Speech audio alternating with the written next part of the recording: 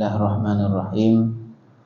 Rabbi shrah li sadri wa yassir li amri wahlul 'uqdatam min lisani yafqahu qawli. Rabbi zidna ilma warzuqna fahma. Assalamualaikum warahmatullahi wabarakatuh.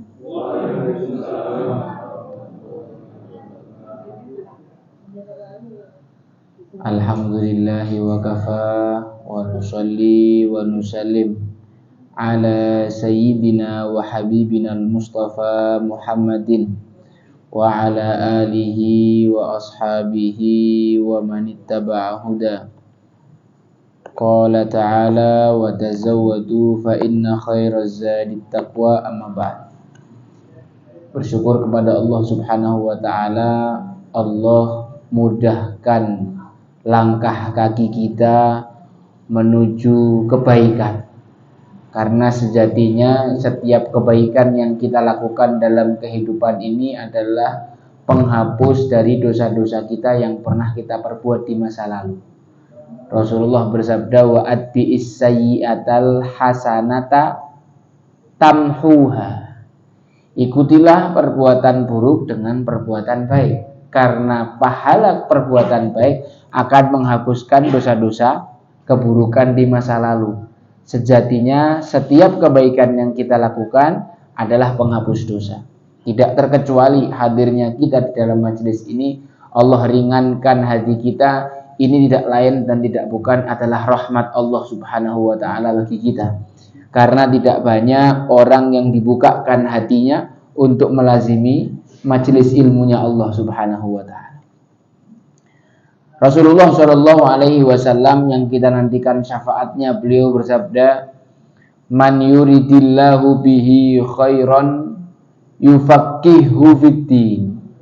Ini adalah salah satu hadis yang saya ingin kita semua rekam baik-baik. Ini nggak ada kupon-kupon ya, Pak? Wah, kalau ada kupon tak buat kuis terakhir gitu loh. Baik. Bapak Ibu sekalian dirahmati Allah, ini kita coba renungi secara mendalam hadis ini. Man yuridillahu bihi khairan yufaqihu fiddin.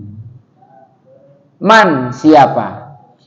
Yuridillah, yang dia itu diinginkan oleh Allah Subhanahu wa ta'ala, bihi khairan, mendapatkan kebaikan yang banyak.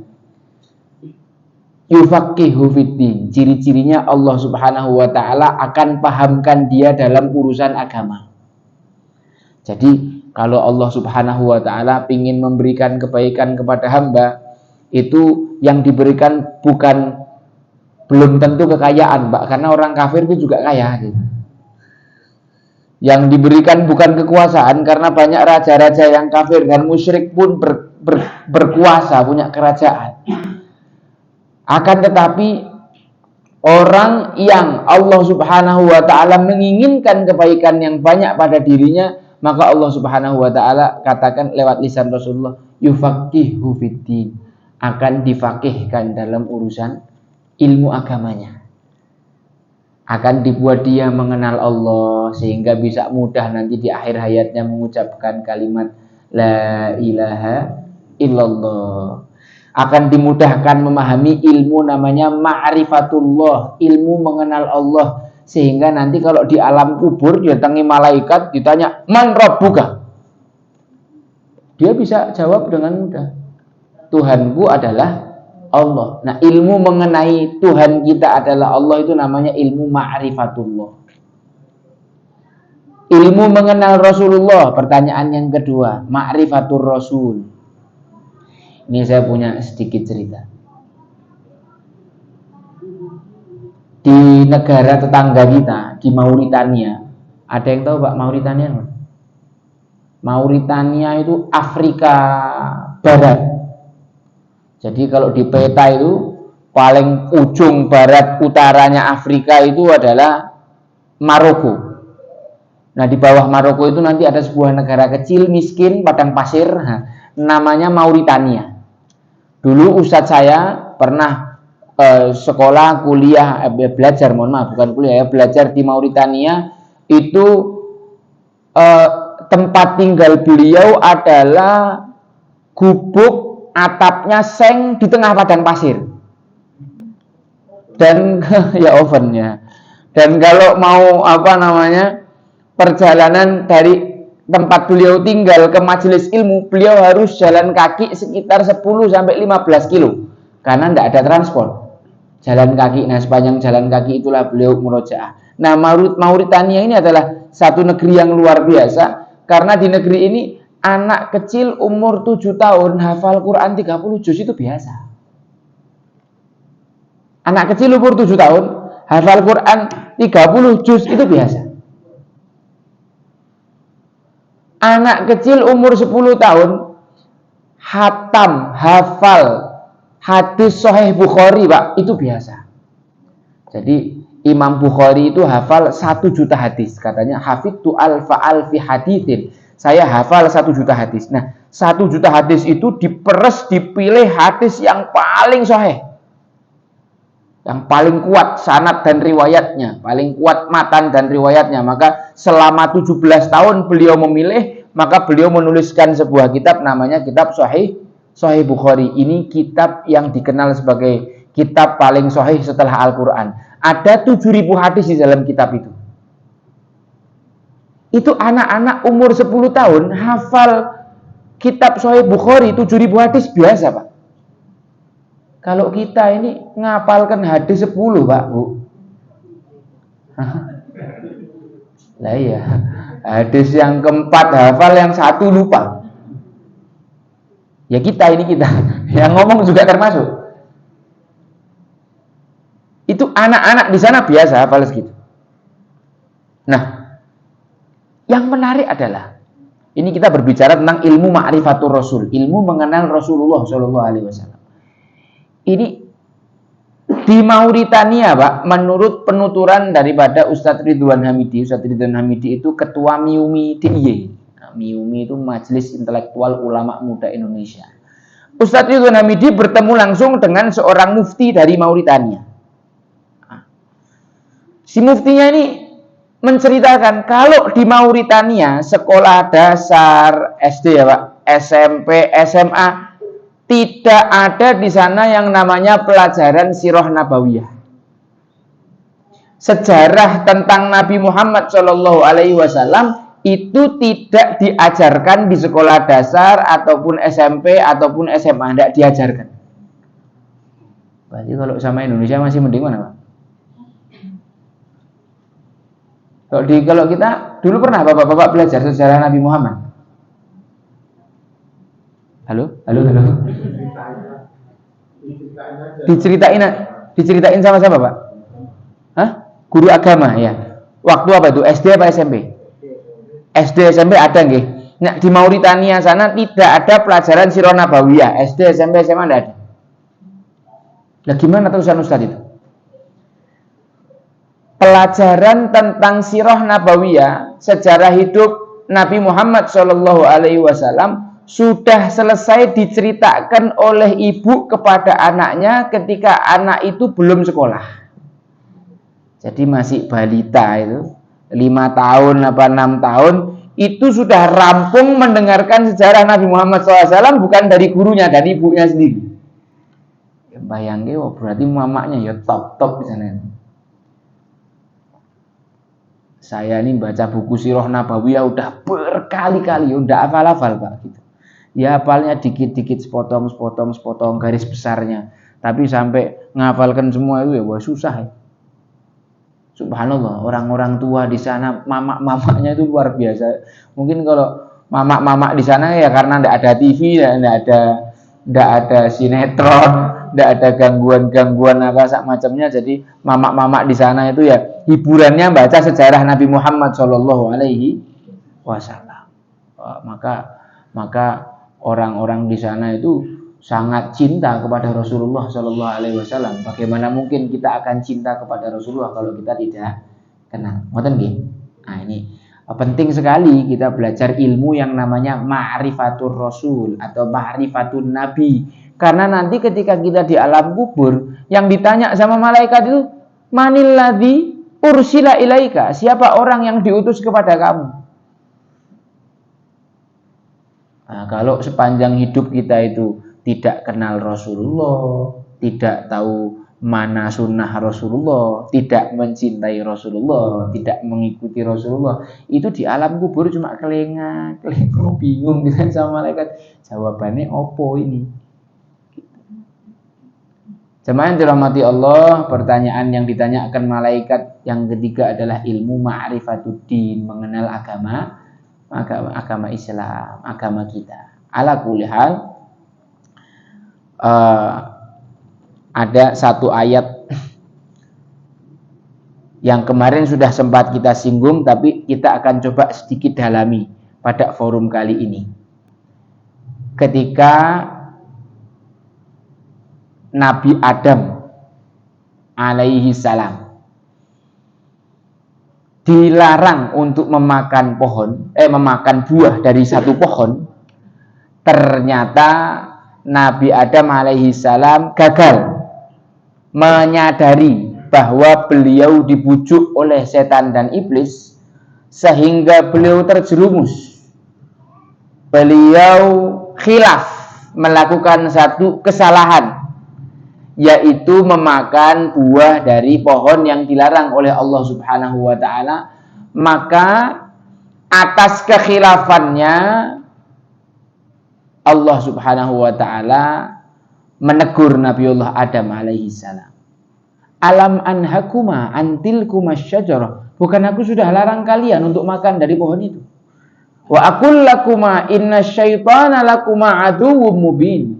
Bukankah aku sudah kasih tahu sama kalian bahwa setan itu adalah musuh yang nyata bagi kita? Pak, Nabi Adam itu cuma melanggar satu larangan Allah terus dikeluarkan dari surga, Pak. Kita ini, Pak, berapa larangan Allah yang kita terjang? Wakeh tenang. Banyak larangan-larangan Allah yang kita terjang, yang kita langgar, yang kita kerjakan, dan kita ngarep masuk surga, Pak. Ini kira-kira pantas apa enggak? Sebenarnya kita harusnya malu kalau begitu. Walaupun Allah Subhanahu wa taala sudah menyebutkan bahwa aku itu adalah Ghafurur Rahim. Tapi ini kita ambil pelajaran. Nabi Adam melakukan kekeliruan, maka itu akan turun kepada anak cucu cicit keturunannya. Bahwa memang watak dasarnya kalian itu akan berbuat kesalahan. Kullu bani Adama khatta'in. Setiap anak Adam itu memang wataknya diciptakan sama Allah itu selalu berbuat kesalahan. Wa khairul khatta'ina at-tawwabin. Sebaik-baik orang yang salah adalah mereka yang setiap salah taubat, setiap salah taubat, setiap salah taubat. Tapi ini tadi pelajaran yang ingin coba saya tekankan. Nabi Adam hanya karena melanggar satu larangan saja dikeluarkan dari surga. Sedangkan kita melanggar banyak larangan, kita ingin masuk surga. Ini renungan saja. Insya Allah kita semua umatnya Rasulullah akan mendapatkan syafaat dari Rasulullah. Insya Allah kita semua nanti semuanya akan dimasukkan ke dalam surganya Allah Subhanahu wa ta'ala. Bukankah aku sudah larang kalian dan sudah kukatakan kepada kalian bahwa setan adalah musuh yang nyata bagi kita semua. Bapak-bapak, ibu-ibu sekalian yang dirahmati Allah Subhanahu wa ta'ala, kadang-kadang kita ini sudah ada di lingkungan yang baik, punya kawan yang baik dan seterusnya. Tapi memang setan ini ada aja caranya untuk menyesatkan manusia. Baik, setelah ditegur sama Allah Subhanahu wa ta'ala, Nabi Adam alaihi salam itu bukan berlaku sombong seperti iblis. Akan tetapi beliau berlaku tawadhu, rendah hati. Beliau menyadari kesalahannya, menginsafi kesalahannya, dan beliau berdoa, Rabbana dhalamna anfusana wa illam taghfir lana wa tarhamna lanakunanna minal khasirin. Dari sini kita akan ambil satu pelajaran penting bahwa kakek moyang kita Nabiullah Adam alaihi salam adalah makhluk Allah subhanahu wa ta'ala yang sangat tawadu, yang sangat rendah hati. Dia berbuat salah, dia mengakui kesalahannya. Sudah sepatutnya kita juga sebagai anak cucu keturunannya, kita mengikuti sifat yang mulia yang diajarkan oleh Nabiullah Adam alaihi salam, yaitu tawadu, rendah hati.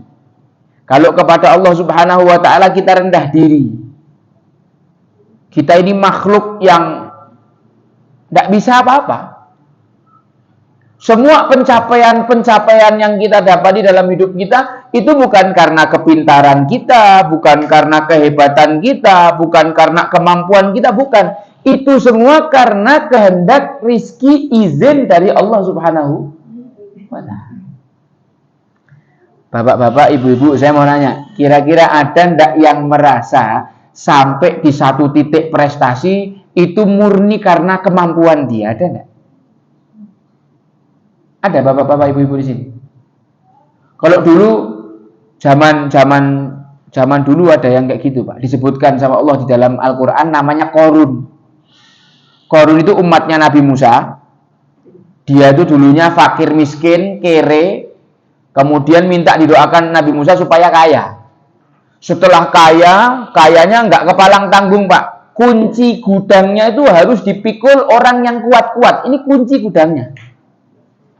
Lah terus pintu gudangnya seberapa, terus gudangnya seberapa, lah hartanya seberapa banyak. Itu ketika disuruh membayar zakat, Qarun mengatakan, loh aku dapat ini semua kan karena ilmuku. Innama utituhu ala ilmin indi. Aku dapat ini karena ilmu saya. Kalau ada orang yang di dalam hatinya pernah mengatakan demikian, loh aku sampai di titik ini kan karena usaha kerasku, karena kapasitasku, karena kecerdasanku, karena intelektualku, karena emang otakku cair. Ah, ini omongannya mirip Qarun, Mbak. Diabadikan dalam Al-Quran, innama utituhu ala ilmin indi.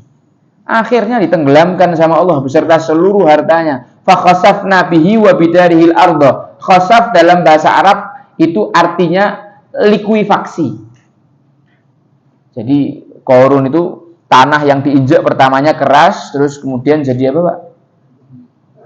Jadi mencair. Kemudian dia masuk setengah badan, tanahnya keras lagi, terus seluruh harta bendanya itu ditenggelamkan sama Allah di depan mukanya dia. Setelah selesai baru dia tenggelam.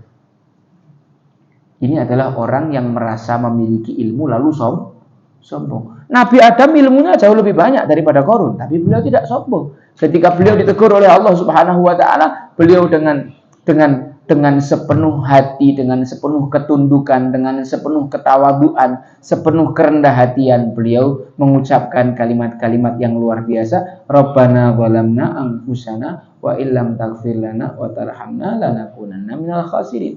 Dan ini kemudian ditiru oleh para nabi-nabi setelahnya. Salah satu sifat yang diwarisi para nabi dan rasul akan terus diwariskan kepada para pewaris nabi dan rasul, yaitu para ulama, yaitu adalah sifat tawadhu, sifat rendah hati. Ciri-ciri orang yang menuntut ilmu, ciri-ciri orang yang dekat dengan ilmu adalah mereka yang tawadhu. Mari kita lihat contoh tawadhunya Nabiullah Sulaiman alaihi salam. Siapa yang tidak kenal Nabi Sulaiman? Nabi Sulaiman itu nabi yang paling apa, Pak? Yang paling sugih. Enggak cuma sugih biasa. Beliau ini disebutkan sama Imam Al-Qurtubi, pasukan Nabi Sulaiman itu panjangnya 100 farsah. Satu farsah kata Imam Al-Munawwir itu 8 kilo. Berarti 800 kilo itu panjang pasukannya. Dari kalangan jin, manusia, hewan, burung sebagai atapnya. Itu kira-kira kalau ngecek pasukan sebanyak itu pakai apa, Pak? Ngeceknya gimana? Pakai drone. Nabi Sulaiman tidak pakai drone, pakainya angin, Pak. Jadi kalau ada film Aladin naik sejadah terbang itu sebenarnya inspirasinya dari Nabiullah Sulaiman alaihissalam. Nabi Sulaiman itu kendaraannya angin. Yang Allah sebutkan kecepatannya di dalam Al-Quran, Huduha syahrun wa rawahuha syahrun. Perjalanan kuda 1 bulan, angin itu cukup 6 jam. Orang naik kuda tercepat 1 bulan perjalanan, nah ini angin cuma 6 jam. Nah, suatu hari ketika Nabi Sulaiman alaihissalam ini sedang di atas angin, tiba-tiba ada seorang ibu-ibu manggil-manggil dari bawah, Sulaiman, Sulaiman.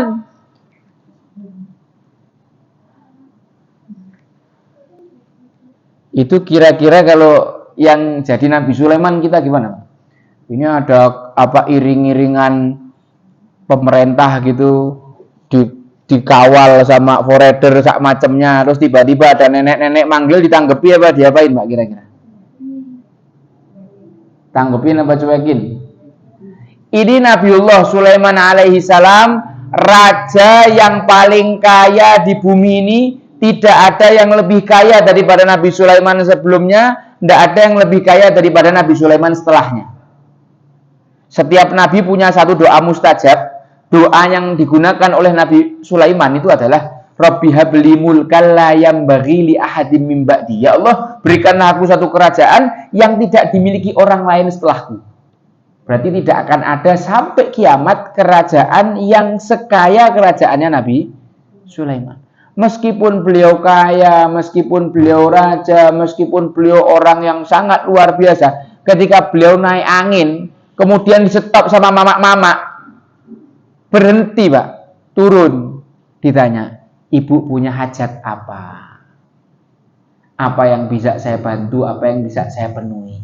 Ini kelasnya Nabi Sulaiman alaihissalam. Lah ini kok ada kelas Pak RT, naik motor, dipanggil jamaahnya melengos tok. Kurang ajar. Kowe nek butuh aku moro ning kantor. Nah, ini itu bukan satu akhlak yang dicontohkan oleh para nabi dan rasul. Akhlak para nabi dan rasul adalah tawadhu, mereka itu rendah hati. Bahkan disebutkan dalam satu riwayat Nabi Sulaiman itu tidak pernah melihat ke atas, Pak. Saking apa? Saking tawadhunya kepada Allah Subhanahu wa taala. Kita lihat Nabi Muhammad SAW ada satu kisah. Suatu hari Rasulullah SAW sedang duduk-duduk sama para sahabat. Tidak lama kemudian ada sahabat lain yang datang. Ya Rasulullah, unta saya ngamuk ya Rasulullah. Tolong diatasi unta saya ya Rasulullah. Oh baik, mana untamu? Dituntun sama orang tadi untuk ketemu sama unta yang lagi marah tadi. Ditanya sama Rasulullah, wahai unta, kenapa kamu ngamuk? Untanya jawab, ya Rasulullah, dia ini tidak ngasih anak makan, tapi anak disuruh kerja berat ya Rasulullah. Ya kan anak sakit, anak merasa terzalimi, anak marah sama dia. Nah, itu jawaban untanya. Maka Rasulullah bilang sama orang tadi, oh kau jangan seperti itu. Kalau kau punya hewan tunggangan, perlakukan dengan baik, kasih makan yang cukup, jangan kau kasih beban berat yang melebihi kapasitas dia. Ini sekarang coba kita renungkan kisah ini, Pak. Siapa orang yang lebih presiden dan yang lebih mulia dari Rasulullah di dunia ini, ada apa enggak? Tidak ada satupun orang di dunia ini yang lebih mulia daripada Rasulullah. Beliau orang yang paling mulia. Akan tetapi ketika Rasulullah sang presiden, orang paling mulia ini didatangi seorang sahabat, dikeluhi sesuatu. Keluhannya tuh bukan urusan-urusan negara yang penting, informasi intelijen darurat tentang serangan, kemungkinan serangan musuh kan ya enggak. Ini yang dikeluhkan sama sahabat apa? Ya Rasulullah, unta saya ngamuk. Tapi meskipun beliau orang paling mulia, ketika mendapatkan laporan daripada sahabat untanya ngamuk, didatangi, Pak. Ini kira-kira sifat apa yang ada di dalam hatinya Rasulullah SAW? Sifat tawadhu, rendah hati. Rasulullah orang yang mulia, tapi para sahabat tidak ada yang segan untuk datang ketemu Rasulullah, bahkan senang ketika ketemu Rasulullah, nyaman ketika bertemu dengan Rasulullah. Kadang-kadang orang ada kalau sudah pangkatnya terlalu tinggi, orang mau ketemu aja tidak berani, Pak. Takut. Tapi tidak Rasulullah Shallallahu Alaihi Wasallam. Walaupun beliau ini adalah semulia-mulianya manusia, para sahabat tidak ada yang segan datang sama Rasulullah, tidak malu ketemu sama Rasulullah, merasa nyaman sama Rasulullah, merasa bahwa kalau aku punya masalah, tak laporkan sama Rasulullah, pasti ditanggapi dengan baik. Kita ini sama Rasulullah bagian mananya, Pak?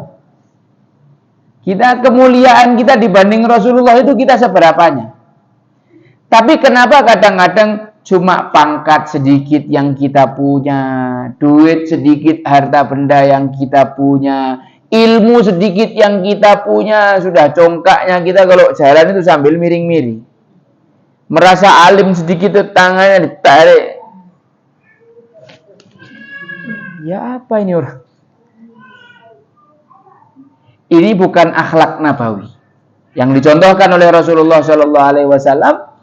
Beliau duduk bersama sahabatnya, duduk sama rendah, berdiri sama tinggi, makan bareng sama para sahabat.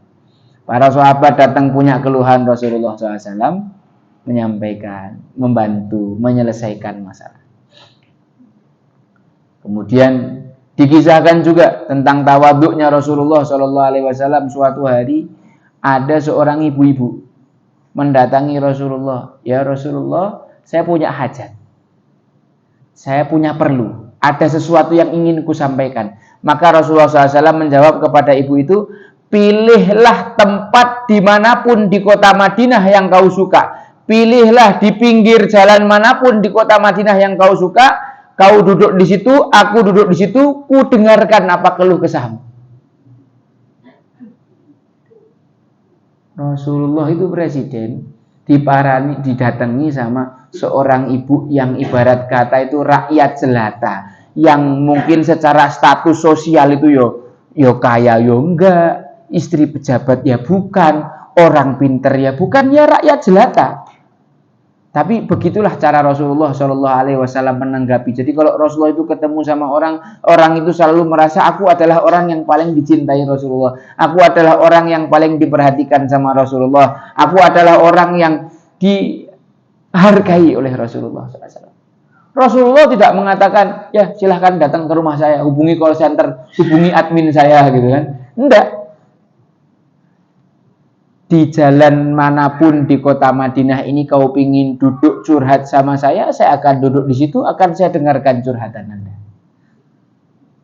Ini akhlaknya Nabi Muhammad Sallallahu Alaihi Wasallam. Pernah juga suatu ketika Rasulullah Sallallahu Alaihi Wasallam jalan, Pak, di sebuah pekuburan. Di situ bertemu dengan seorang ibu. Laki-laki ibu memang. Ibu ini sedang menangis, meratap-ratap, meraung-raung, teriak-teriak, jerit-jerit, histeris, nangisi. Ternyata itu kemungkinan anaknya barusan meninggal. Nah ini kan kira-kira kalau perempuan nangis di kuburan kayak gitu itu pantas apa kurang pantas, Bu? Kurang pantas, gitulah kenapa makanya sunnahnya perempuan itu tidak takziah, maksudnya tidak mengiringi jenazah ke kubur. Tapi kalau ziarah mungkin boleh, dengan catatan tidak seperti itu. Maka Rasulullah SAW menegur, ibu, isbiri, bersabarlah Anda, jangan meraung-raung kayak gini. Ini ibu tiba-tiba nyerocos sambil marah. Kamu tuh nggak ngerti apa yang tak rasain, tau nggak? Gitu. Ya bahasanya kita gitu ya kurang lebih ya. Anda itu tidak ngerti apa yang saya rasakan, jadi Anda diam aja. Rasulullah diam, balik pulang. Tidak lama kemudian ada orang yang datang ibu itu. Anda sadar tidak ini barusan marah sama siapa? Ahlan wa sahlan. Sini Mas.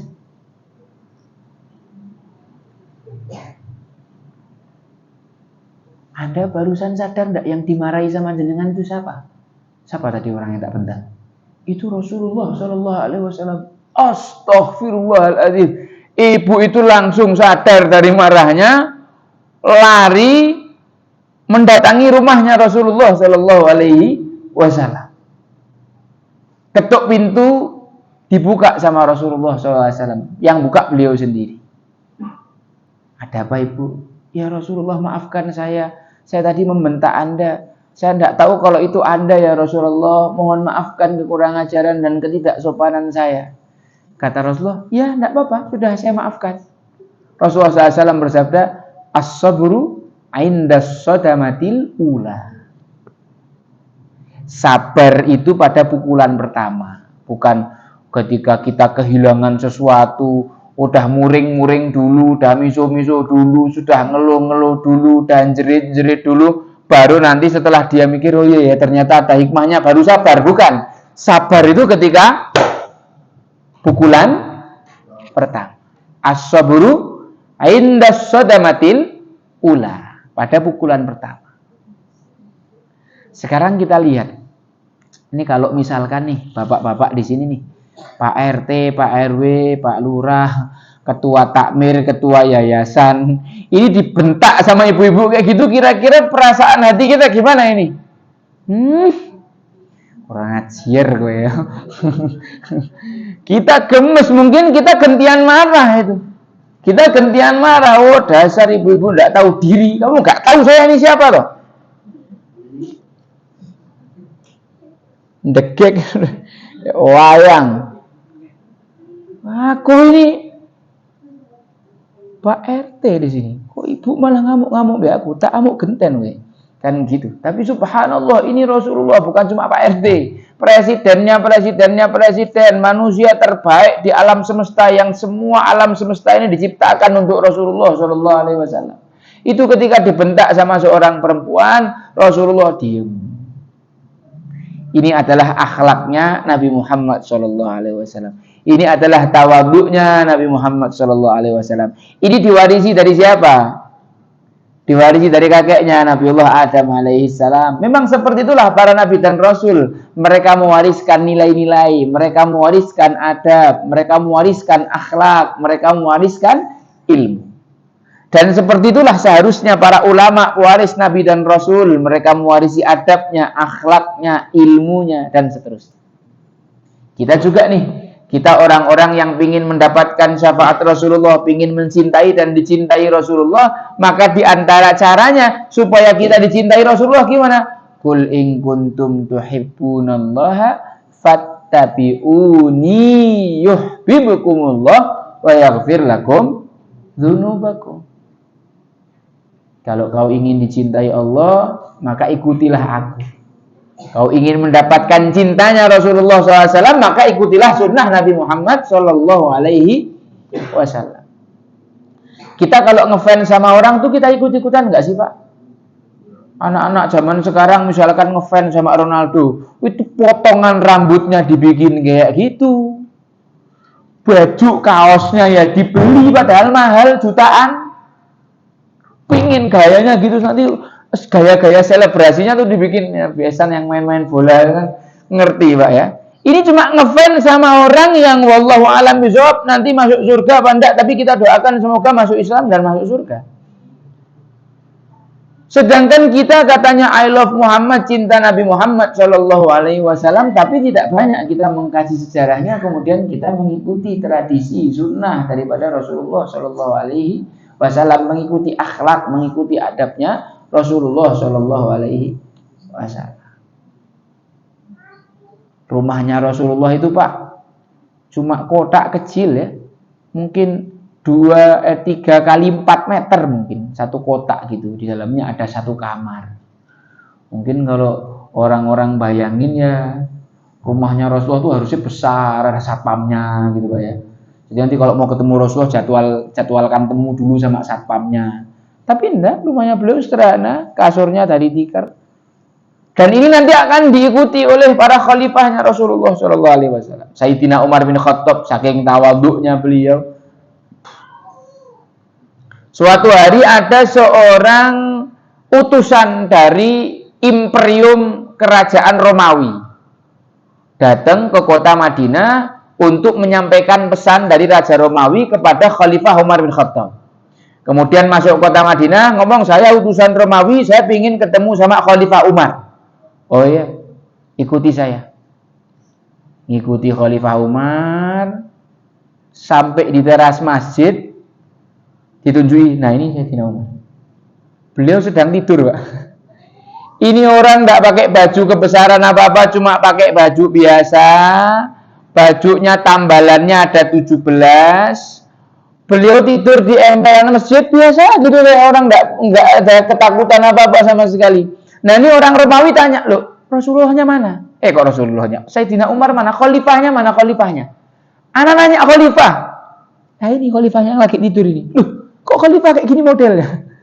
Kan bayangannya kan harusnya masuk ke istana negara gitu kan, ada pas pampresnya, ada pengawal bodyguardnya, sak macamnya. Ini orang kok santai gitu tidur di teras masjid. Oh, kata utusan Romawi ini, orang ini tidak pernah mendolimi rakyatnya, maka dia aman tidur di mana-mana. Nah, yang takut-takut itu kan karena barangkali dia mendolimi orang sehingga ada yang mesti dijaga sama dia. Tapi lihat akhlaknya, lihat tawaduknya Sayyidina Umar bin Khattab radhiyallahu anhu. Beliau tidur di emperan masjid biasa. Nggak terus mentang-mentang posisinya tertentu, punya kelas tertentu, membeda-bedakan. Kalau yang datang orang miskin, sikapnya beda. Kalau yang datang orang kaya, munduk-munduknya beda. Nah, kemarin saya dapat cerita. Ada seorang kiai bertemu dengan Habib Umar bin Hafid ada di Jakarta. Beliau itu datang niatnya mau baca kitab, karena memang tradisinya para salaf itu gitu Pak ya, tradisinya para salaf, tradisinya para ulama, kalau satu dengan yang lain bertemu, mereka akan saling ifadah wal istifadah, mengambil pelajaran dan memberikan pelajaran. Jadi ketika ulama-ulama itu saling bertemu, ini kiai kondang juga beliau di daerahnya. Tapi ketika datang Habib Umar bin Hafid yang keilmuannya luar biasa, beliau datangi sambil bawa kitab, niatnya mau baca di depan Habib Umar bin Hafid supaya dapat koreksi, dapat istifadah, dapat ijazah. Lah kok ketika dia sedang baca kitab ini ada orang tatonan, Pak. Pakai celana jeans, pakai kaos, tatonya itu sak badan. Wajahnya penampilan preman. Datangi Habib Umar tanpa, mungkin ini orang ini tidak terlalu paham masalah adab gitu ya. Ini ada kiai lagi baca kitab, kok ini orang tatonan jalan masuk salaman sama Habib Umar. Tapi yang jadi testimoni dari kiainya, saya ngelihat akhlaknya Habib Umar, Masya Allah. Senyumnya, raut wajahnya, cara menyapanya antara yang kiai dan preman tidak beda sama sekali. Karena beliau tidak ada kepentingan, yang datang orang miskin, wah iki meh njaluk iki, meh njaluk iku. Oh iki ulama, engko ben aku bisa dapat jamaahnya dia juga. Oh iki wong sugih, engko ono sing bakal jadi donatur ning aku. Oh ndak. Habib Umar bin Hafid menghadapi preman, menghadapi kiai itu senyumnya sama, ekspresi wajahnya sama, sambutannya sama. Sudah kan?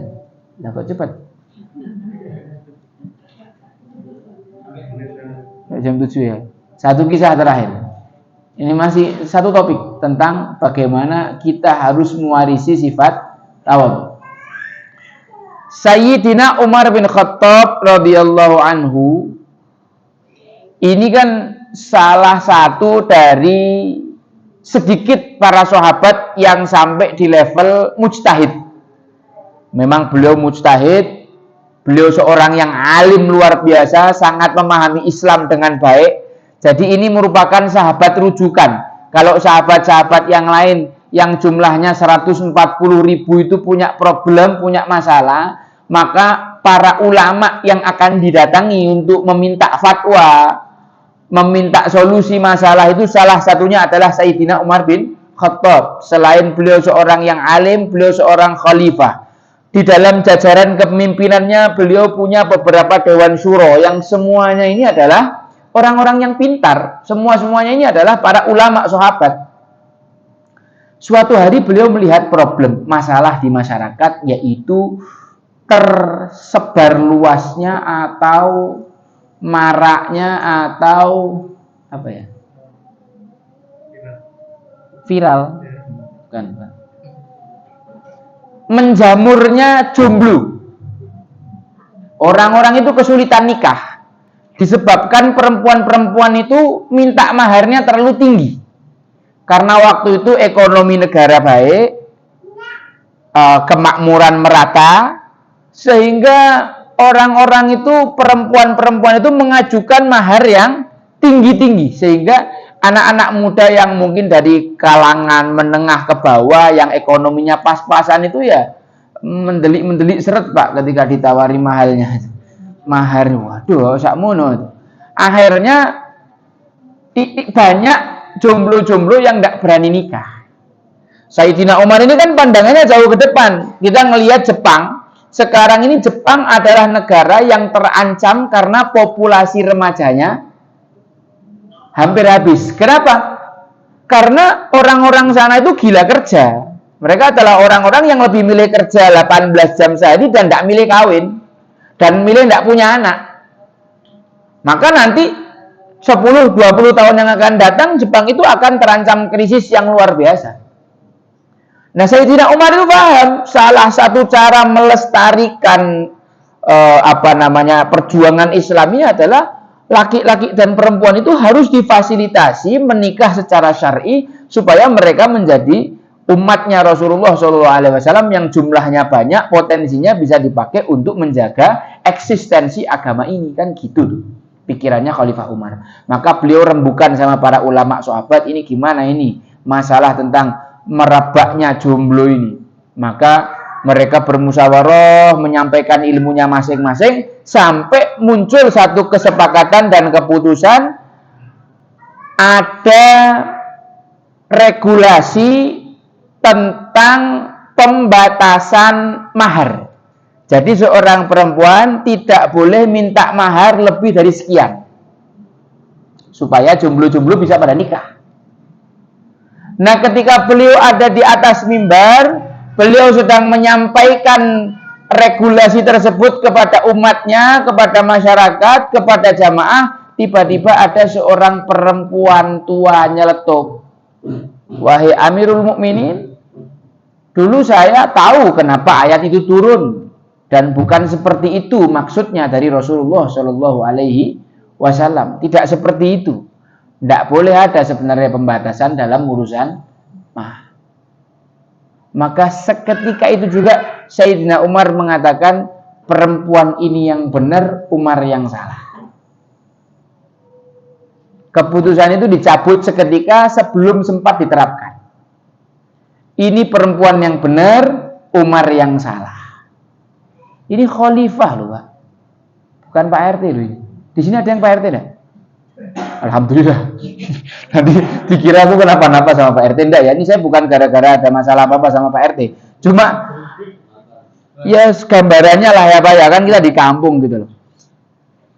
Ini Khalifah Umar bin Khattab radhiyallahu anhu, orang alim, rembukan sama orang alim, kebijakannya dibuat berdasarkan ilmu, tapi ketika mendapatkan teguran dari rakyatnya, seorang perempuan rakyat jelata yang kastanya itu tidak ada di dalam kehidupan sosial, tidak diperhatikan, tidak dianggap, Khalifah Umar dengan apa? Dengan lapang dada, dengan penuh ketawaduan mengatakan, ini perempuan yang benar, saya yang salah. Sulit loh Pak, pemimpin itu bisa seperti itu, mengakui kesalahan. Biasanya kalau orang udah pangkatnya tinggi tuh gengsinya tuh luar biasa. Sulit untuk bisa mengakui kesalahan. Loh, kadang-kadang suami ngakui kesalahan di depan istrinya aja nggak gampang loh. Apalagi ini Pak RT ya, apalagi ini lebih tinggi lagi posisinya. Suami salah itu ngaku di depan istri itu gampang nggak Pak? Bukan kau jomblo nggak tanya. Yang dah nikah itu susah. Pemimpin mengakui kesalahan di depan anggota, malu, gengsi. Itu kalau tidak di dalam hatinya ada sifat tawadhu, tidak bisa.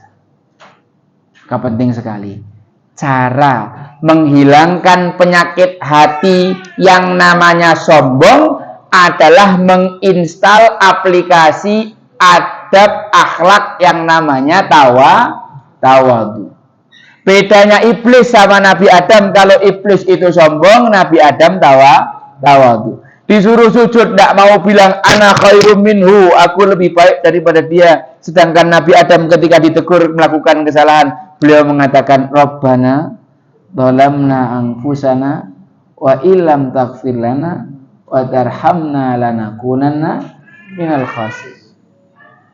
Barakallahu li wa lakum fil Qur'anil azim wa nafa'ani wa iyyakum bima fihi minal ayati wa dzikril hakim. Wa taqabbala minni wa minkum tilawatahu innahu huwal ghafurur rahim. Akhiru da'wana anil hamdulillahi rabbil alamin. Wassalamu alaikum warahmatullahi wabarakatuh.